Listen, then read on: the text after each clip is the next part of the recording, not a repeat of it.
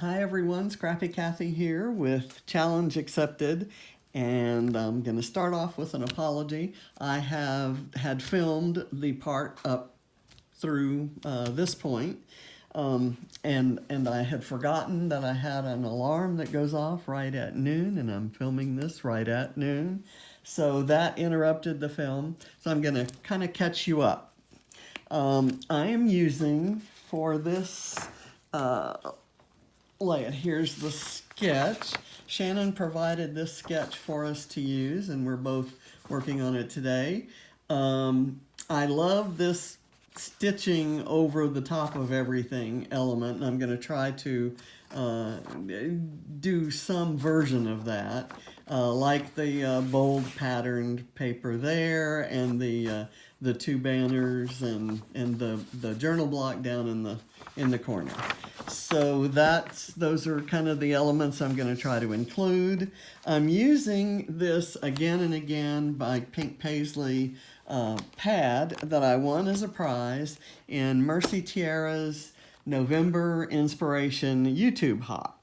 My the layout that I made actually used one of the papers in here, this little rainbow paper, and so I'm going to include a little a nod to that, since that's the one that won me this incredible prize. So I love this, and I actually had gotten pieces of it from my Mind the Scrap November kit, and among those pieces are these enamel shapes, and I'm going to use the navy blue ones primarily today. I want to kind of use the navy blue as an accent. I won this set of alpha stickers, and that's where my title's going to come from. And this is these were all in the Mind the Scrap kit. This was is a little vellum piece that I'm going to try to fit in somewhere. Besides that, I'm going to embellish with a fox I cut out of one of the cut-apart cards in the tablet, some moths that I cut off the moth paper, and some roses that I cut off the rose paper. And the roses were set on a navy blue field, so I've got a little bit of a navy blue border on those. So that's another instance of some navy blue that's going to be in there. Okay, I'm going to put this aside, and I'll catch you up with what I've done on the layout. My first big decision on camera before was to select a pink cardstock. And I went with this one. I've glued things down. You can see what my choice was, because it's kind of it's not exactly matchy to any of the colors here, so that this kind of wine maroon sort of color still contrasts against it, and it's not light pink or light purple. I had thought the lighter the better, and I loved, frankly, this top one because it had those kind of purple tones, and as you may know, that's my favorite color. This was kind of a dusky pink that matched the pink polka dots, and any of these probably would have worked.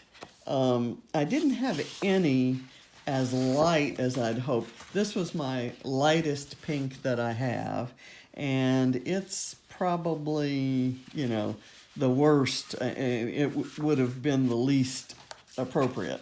So anyway, I'm going to put those away. We'll stop talking about that. I also have in my arsenal today this pack of Petaloo paper flowers that I picked up at Tuesday morning, and the colors in there kind of go. I may use those in conjunction with the fussy cut roses. These flowers, these paper flowers, are amazing. They're really gorgeous. They came, I believe, from with the Auburn Lane collection, and I am pretty sure I picked them up at Tuesday morning, but the only one that seems appropriate to the color scheme I've used is this one, maybe possibly this one. So we'll see how that goes as I'm throwing the embellishments on there. So far I've taken my big piece, been through a bit of a decision on where to put the journaling block. I cut this from a cut apart card, and I rounded the corners on the outside because they're rounded on the inside.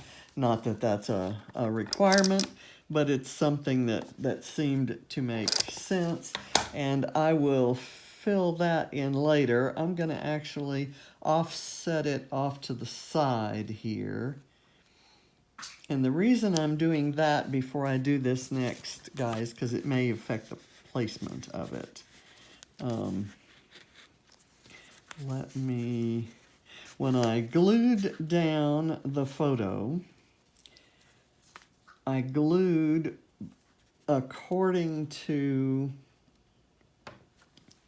the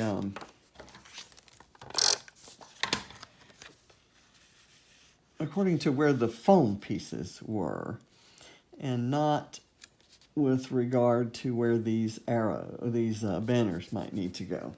So I am dealing with the fact that I'm encountering adhesive as I do this. So bad on me, poor planning, and that's really not something I expect to correct ever, because if I have to include planning into my my hobby, it'll be less fun. So, okay, next idea that I had was to take these roses and layer them kind of offset there. I have a larger piece and a smaller piece. So since there's a lot going on in this corner down here, I'm going to use the larger piece up here and the smaller one down there.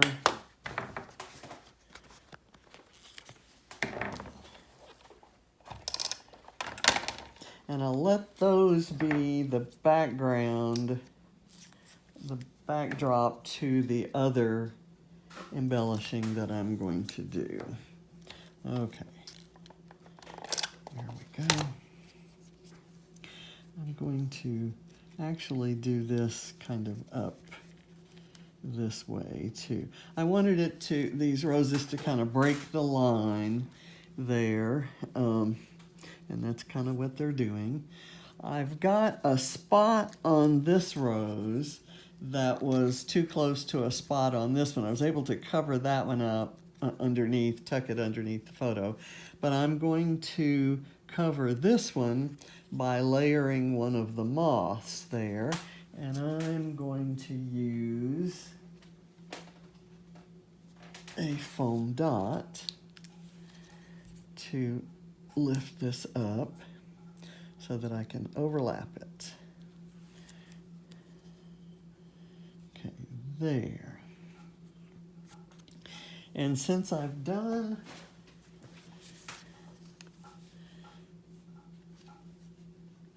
that, I'm not sure where to put the fox. Let's do all of the moths. I've got 3 of those that I definitely want to use. I've got one there. I can do one kind of up here at the top, and if its wings overlap up at the top, it'll just kind of stick out of the page protector. And speaking of page protectors, that's my next big project, I have not put away October, November, or December's layouts. I usually do those at the end of the month. I'm never more than a month behind, but we kind of had some stuff going on. I'm going to put this here just in case. Now, because the little fox is looking this way, I'd kind of want to put it on this side. And so he might want to go here, kind of overlapping the photo. Or maybe like this. I think that's kind of cute. So let me just, I don't want to pop him up on foam because I want him to tuck in under these other elements that are popped up on foam. So I'll straighten him as much as I can without losing him. Okay, that's perfect. Now, I thought I might try to use this, but to be honest, I'm not sure. It says days until, so it's meant for you to record, days until Christmas. I could do this. Well, I'm not gonna try real hard to use it if it doesn't make sense. So let me see if I can work this flower in. Maybe there, then I lose the pussycut rose, but I think that's possibly okay. It already has a foam dot, but I'm trying to layer it over something that's elevated on foam. So I'm gonna add to it. So that gives me license maybe to do this here. It's the only other one that's in the right color scheme, but maybe it would be better over on this side. Maybe like that. No, I'm going to make it part of a group of 3 there. Okay, that's done. I'm going to put the title on. Actually, let me do the stitching first, and then I'll add the dots. So I'll do the stitching, and then the title, and then the dots. Okay, this is a rub-on, and it's old, so if it doesn't completely adhere, I'm gonna kind of call it a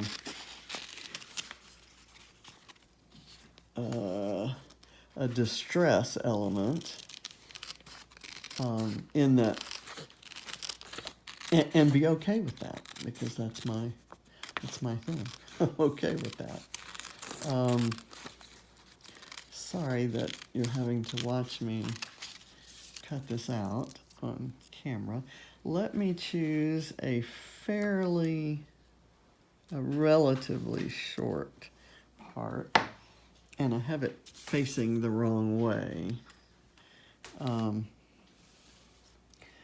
going to do this one up here, and I chose the textured side of this paper, which might not have been the best decision since I was going to do a rub-on, but at the time I didn't know that I was going to use a rub-on.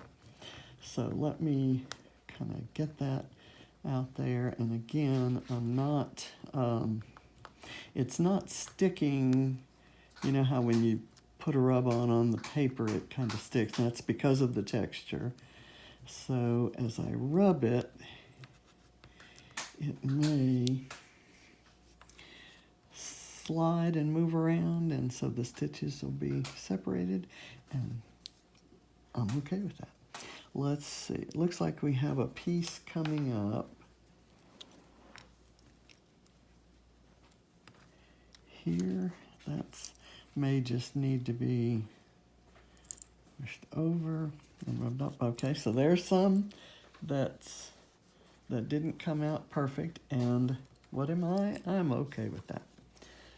Okay, here we go. This one points this way, and I was going to maybe try to cut it into a point, but I decided not to.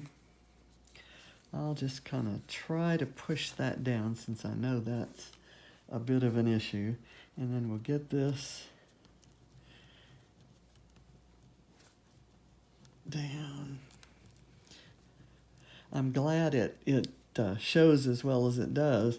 It's a darker color, but it kind of has an edge around it that's ends up kind of reading as a lighter color, so it has some dimension to it, and that's something I maybe didn't know about those Robons. Okay, I've got the stitching on, the flowers on. Let's do some dots. Well, let's do the title, excuse me. Let's do that. And that, I'm not sure if I want it to go on her, let's see, Homework. If I squeeze the letters together, I can get it there, and I may like that better. Okay, let me see if I have all the letters. Homework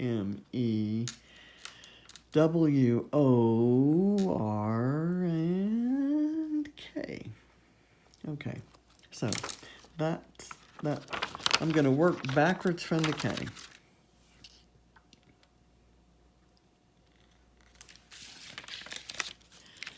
And then I'll jam this one up close to it.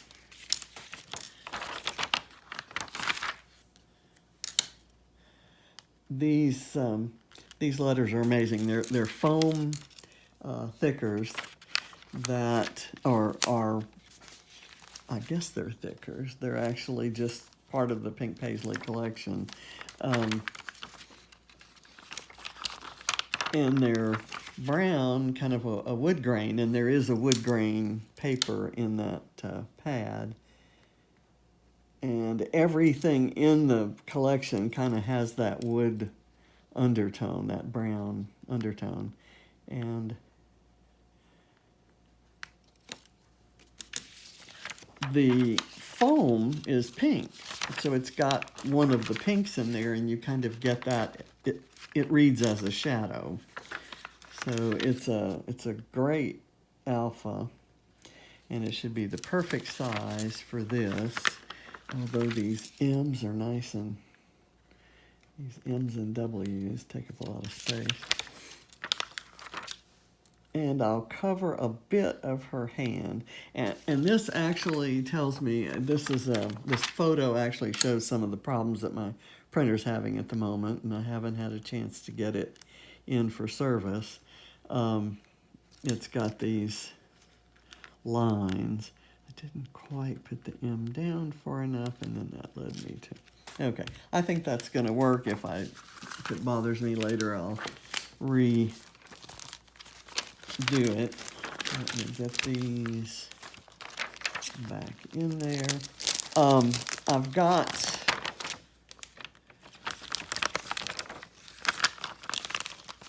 a few other photos that were printed before the printer started acting up, and I'm just going to have to use those, find some way to use those. But I just wanted to do this one because I love it so much. Is there any way I can use that in there as a foundation for that, or anywhere up here, maybe as a ooh, that might not be bad. It kind of can look a little bit like a tab sticking up behind the photo, and because it's vellum, it kind of shows the pattern underneath. But maybe I could do it over here where it would hide the mistake. But why would I hide a mistake, right? Okay, let's do that. Let's do something here. Like I said, I was going to use the navy. I'm going to pick one each of 3 different shapes. I'll put one up here as part of the trio of this this little tab and the moth. I'll put a triangle here as kind of part of this cluster, pointing at the little fox. And then I'll take, I don't want another arrow type element, but I'll take a dot and make it part of this cluster. How do I do that? Actually, I'm gonna retract that, and I am going to go for this arrow, the smaller of the two. They're the same images, but smaller, and I've taken the smaller triangle and the smaller star, and here I'm going to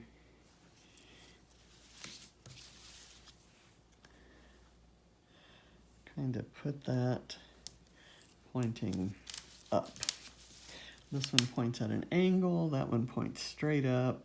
This one is on the banner, this one's on the field, and this one is on the background. Okay, I think I'm done. I had thought I might want to use one or two of these, and I could do that, but I want to leave plenty of room to write because I want to tell the story of those days when we were with Ava every day and got so close. And she kind of, as kids do, grew up and got involved in sports and had friends over and spent a lot more time upstairs than she did downstairs crafting. I hope one day to get her back. So this is the finished layout. I will add the journaling, and I'll probably take a photo before I do that. But I hope you find a challenge to accept this week, and I hope you enjoyed this video. Be sure and check out Shannon's. Her page address, her page link is in the description for this video. So enjoy. Thanks again for watching.